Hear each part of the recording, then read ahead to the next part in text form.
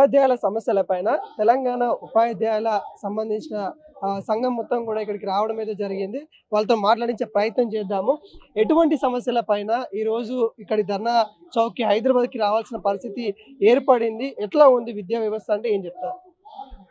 అందరికీ నమస్కారం అండి. ఈరోజు విద్యారంగంలో అనేక సమస్యలు ఉన్నాయి.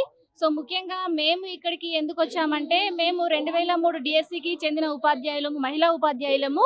అప్పటి ఉమ్మడి రాష్ట్రంలో మేము 2003 డిఎస్సి రాసి మేము డిఎస్సి ద్వారా ఈ ఈ ఈ టీచర్గా ఎన్నికయ్యాము. అయితే మరి మా ఎవరైతే మా స్నేహితులు ఉన్నారో ఒకటే హాస్టల్లో చదువుకున్న వాళ్ళం మేము. మరి వాళ్ళు ఆంధ్రప్రదేశ్కి వెళ్ళిపోయారు. వాళ్ళకు మరి 2003 డిఎస్సి ద్వారా ఎన్నికైన వాళ్ళకు మాత్రము ఈ ఓపీఎస్ విధానాన్ని అక్కడ రాష్ట్ర ప్రభుత్వం అమలు చేసింది. మరి మేము ఏం పాపం చేశామని మేము తెలంగాణ రాష్ట్రంలో ఉన్నందుకు మాకు ఎంతో గర్వంగా ఉన్నది. మేము ఈ ఆడబిడ్డలైనందుకు ఫస్ట్ ఆఫ్ ఆల్ మేము ఆ దేవునికి ధన్యవాదాలు తెలుపుతున్నాము. మరి మాకు కూడా 2003 డిఎస్సి వాళ్ళకి వెంటనే ఓపీఎస్ విధానాన్ని అమలు చేయవలసిందిగా నేను గౌరవ ముఖ్యమంత్రి గారిని ఈ సందర్భంగా కోరుచున్నాను. ఎలా ఉందండి గ్రౌండ్ రిపోర్ట్ లో విద్యా వ్యవస్థ, బాలికల విద్యా వ్యవస్థ ముఖ్యంగా ఏ విధంగా ఉంది? వాళ్ళకి కావాల్సిన నిధులు వస్తా ఉన్నాయా? అక్కడ వసతులు ఏ విధంగా ఉన్నాయి? వాష్రూమ్స్ కావచ్చు, అలాంటి ఏమన్నా ఇబ్బందులు ఉన్నాయా? ఎలా ఉంది ఇప్పుడు?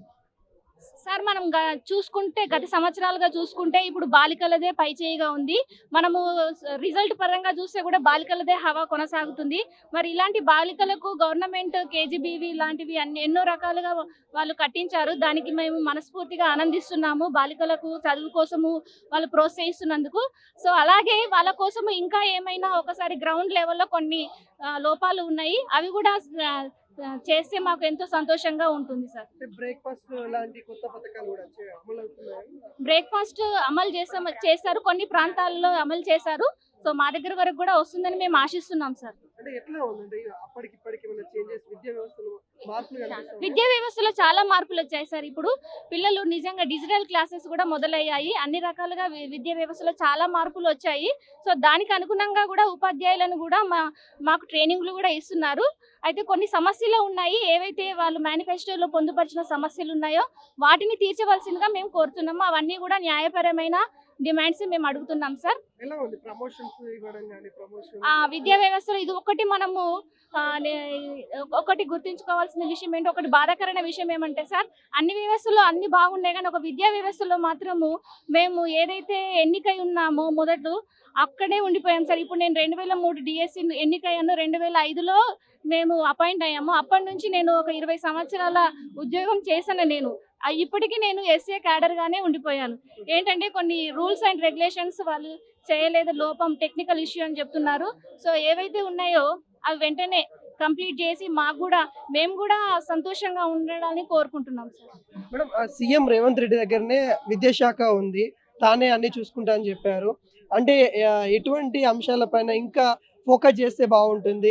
ఒక ఉపాధ్యాయురాలుగా మీరు మీడియా ముఖంగా విద్యాశాఖ మంత్రికి చెప్పాలంటే ఏం చెప్తారు?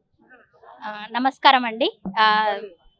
గౌరవనీయులు ముఖ్యమంత్రి గారు తన దగ్గర ఉంచుకోవడము ఓకే, సబబే. అంటే తను అన్ని చూసుకుంటాడు కాబట్టి తనకు ఒక థాట్ వస్తుంది.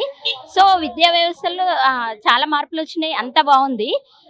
కొంచెం 2003 డిఎస్సి వాళ్ళని గురించి కొంచెం సారు పట్టించుకొని ఆంధ్రప్రదేశ్లో అమలు ఆల్రెడీ ఉంది కాబట్టి మాకు కూడా తగిన న్యాయం చేయాలని ఈ సభాపూర్వకంగా కోరుకుంటున్నానండి.